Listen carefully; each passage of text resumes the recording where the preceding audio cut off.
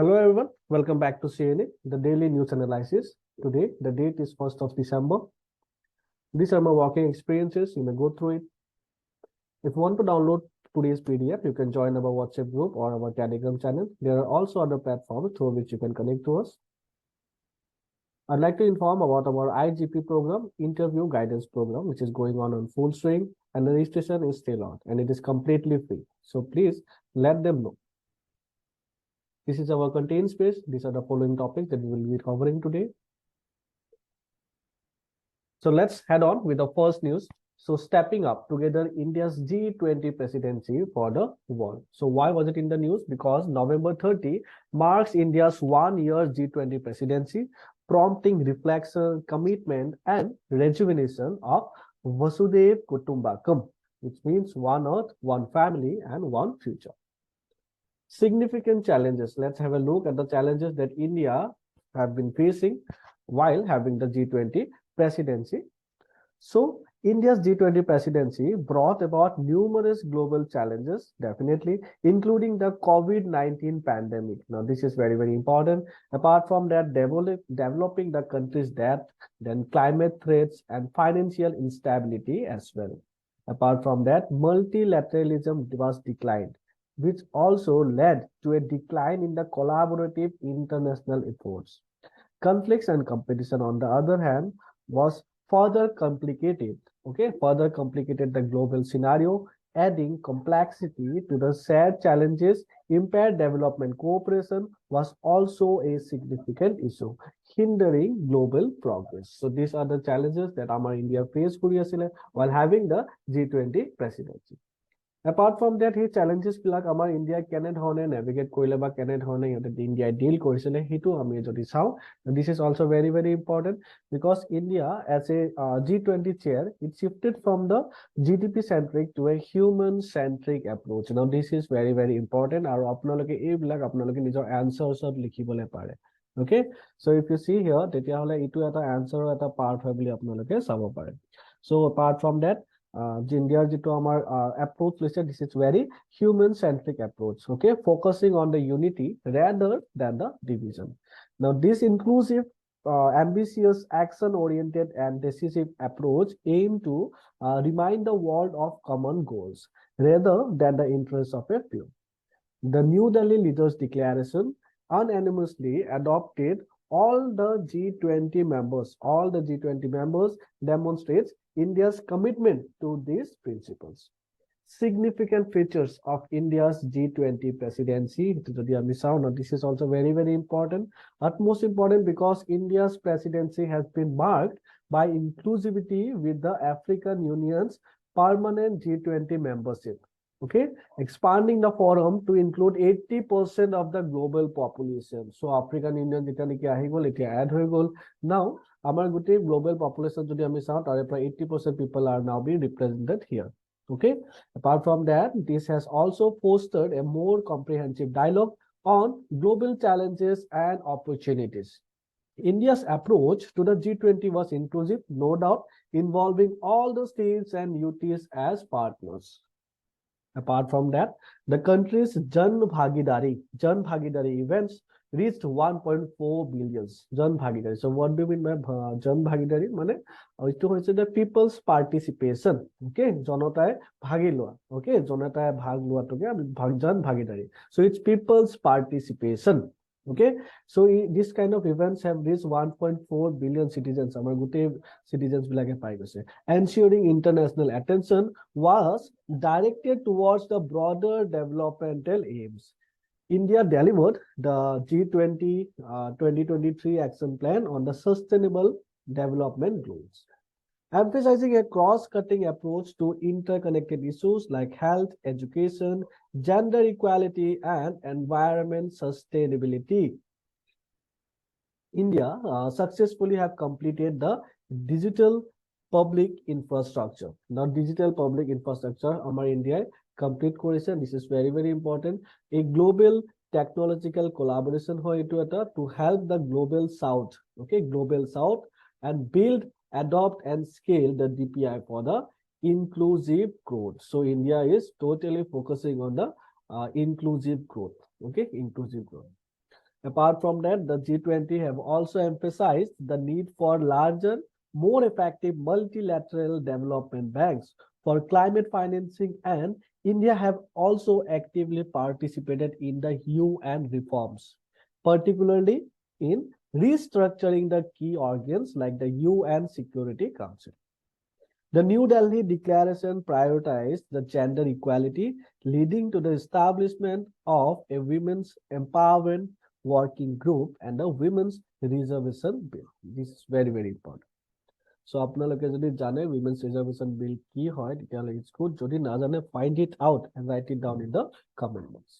So this was our first news. Let's head on with the second news. The Global Energy Monitors, GEM বুলি কোৱা হয়. So তাৰ এটা tracker এটা কি tracker, Global Coal Plant Tracker. So etu ki hoy ami sa ho. Why was it in the news? Because recently GEM, Global Energy Monitor, which is a not-for-profit cataloging coal projects worldwide, has released its quarterly update of GEM's Global Coal Plant Tracker. Okay, highlighting several key findings regarding the status of coal power projects worldwide. Gote prithibikhonot coal projects like ki hisabe ase eblak monitor kora body to hoy gol amar Global Energy Monitor. So about Global Energy Monitor jodi ami sao tetia hole let's have a look here. So GEM, sort of GEM.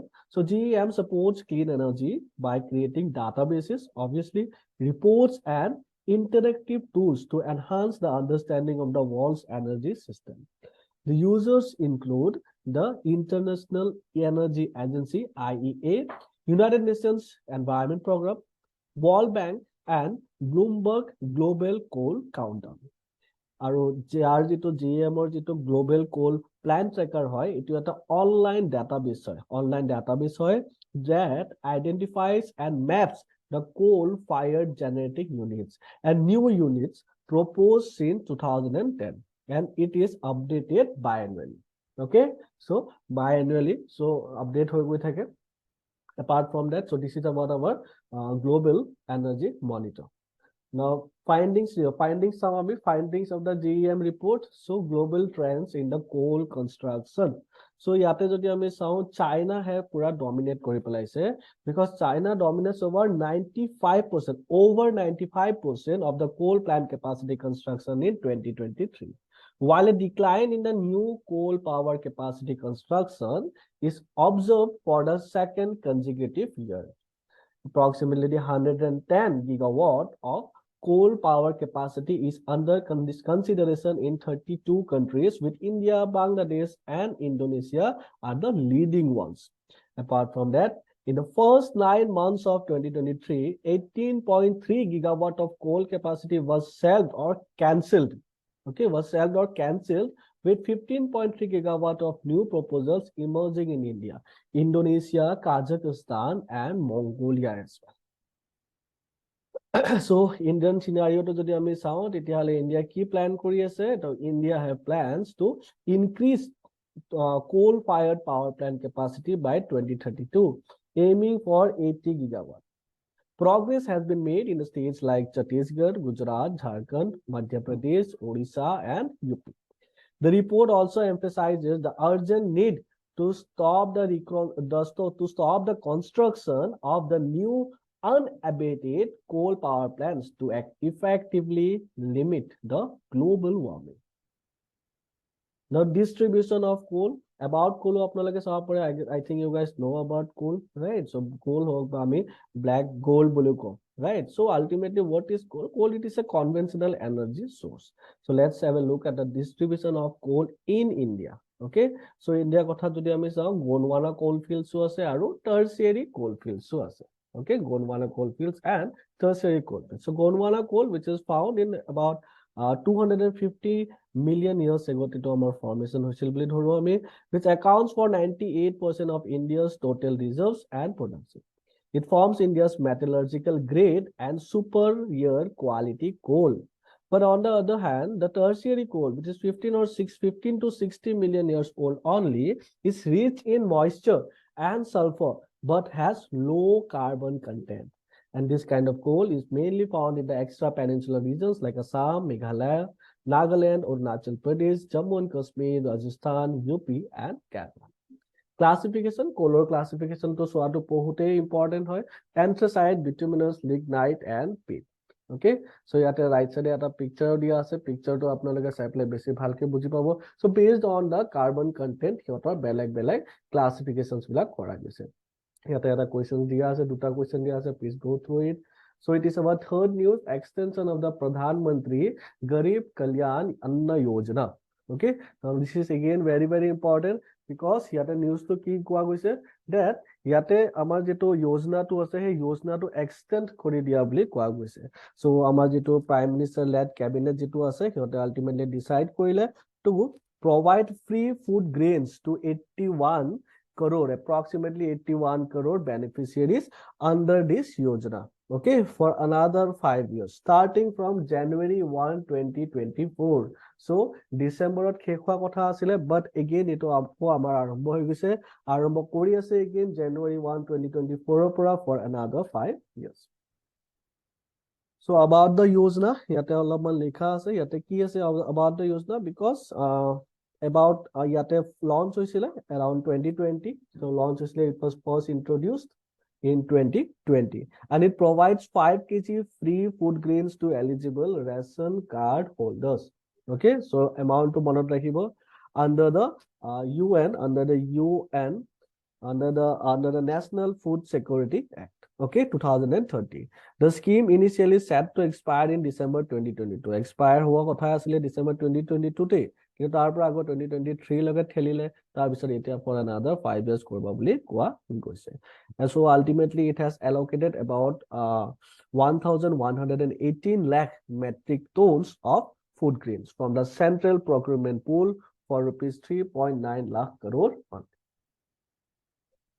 Salient features of the scheme. Jodi ami sao tetia hole we get to know that the National Food Security Act 2013 provides 5 kg of free wheat or rice per person per month to 81 crore beneficiaries. In addition to the 5 kg already provided under the act, this is the largest food security program globally.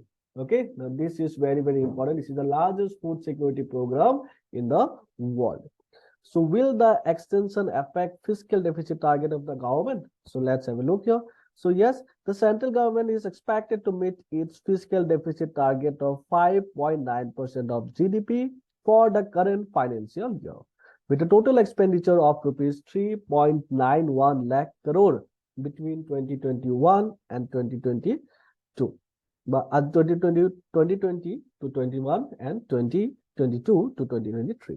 The likely expenditure for the 1 year period starting January 1, 2023 is rupees 2 lakh crore. Okay, so iman kini estimate kora hoise, so iman kini khorsa hobo pare boli kotha koise, when for 1 year only.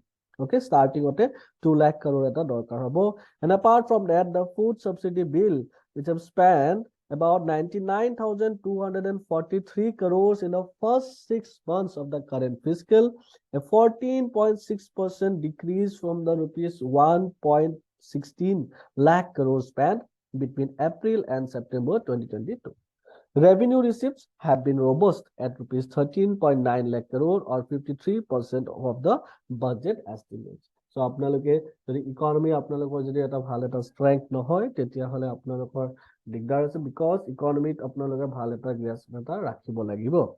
So gotike apnaloke kisiman terms ase like fiscal deficit and all, so apnaloke jodi jane, that is very good. Jodi nazane, then please search it out. Okay, find it out and then type it down in the comment section so that you won't forget ever.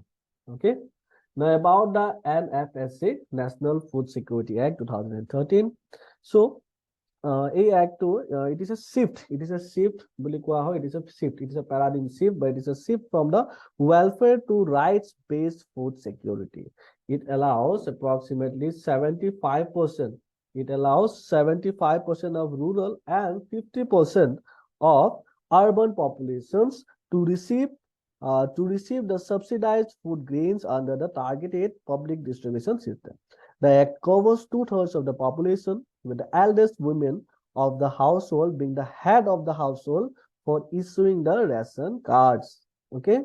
Now apart from that, jikhini ama Anna Yojana jikhini households ase, they have received 35 kg of food grains monthly while priority households received 5 kg, 5 kg per month. In January 2023, the, the scheme was integrated with the NFSA, providing all rations for the Yojana and the families at no cost.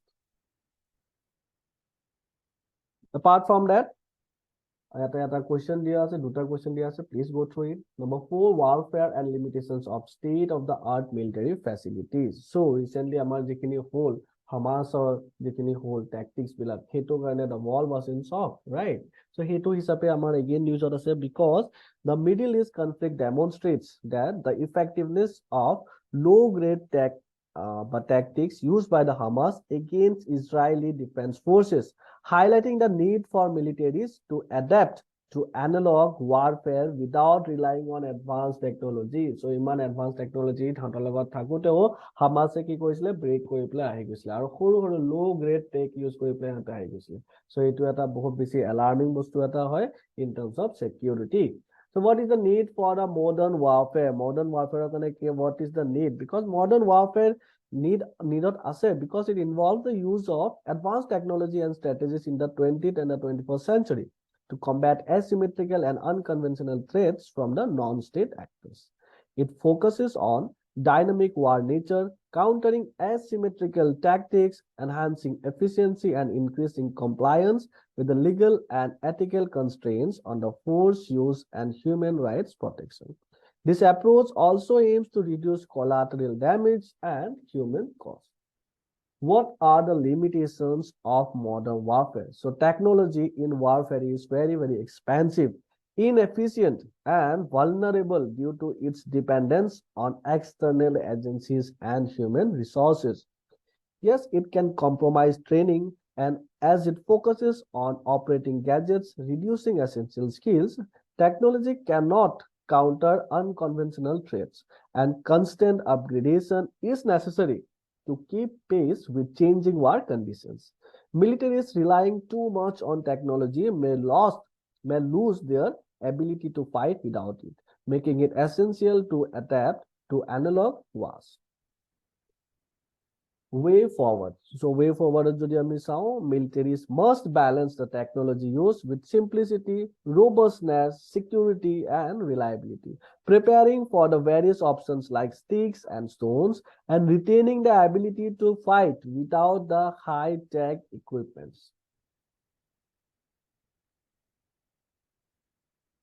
Previous year question, mains or the syllable prelims facts. So Angkor Wat, the first practice about the Angkor Wat, because Angkor Wat, which is the largest religious monument in the world, has been named the 8th wonder of the world. Okay, it was built by Khmer King Suryavarman in the 12th century. It was originally dedicated to Hindu god Vishnu before becoming a Buddhist temple. UNESCO World Heritage Site in 1992. It features 5 major towers symbolizing Mount Meru. Mount Meru, believed to be the abode of the gods in Hindu and Buddhist mythology. The temple covers 200 acres and is protected by a 15-foot high wall and a wide moat. Next news is about the World's AIDS Day 2023. So World's AIDS Day 2023, which was observed annually since 1988. Okay, it raises awareness about HIV/AIDS and also commemorates those who were affected and are affected and shows solidarity with those living with the disease. The theme is let communities lead. Okay, now this is very, very important exam point of view. The day was initiated by Mr. James W. Bunn and Thomas Natter in 1988. Our teacher to observe to address the devastating HIV/AIDS pandemic. The next is the X-ray polarimeter satellite, XPOSat. So now India is very much set to launch its first X-ray polarimeter satellite, which is a dedicated mission to study the dynamics of bright astronomical X-ray sources in extreme conditions. The spacecraft will carry 2 scientific payloads, okay, Pollux, which is for measuring the polarimetry parameters in the 830 energy range for astronomical photons. And the other is ASPECT, okay, ASPECT, providing spectroscopic information in the 0.8 to 15 energy range. The mission is expected to last approximately 5 years and will be observed from a low Earth orbit. This is our academic team. This is our content developing and technical team. So that's it for today, guys. Thank you very much.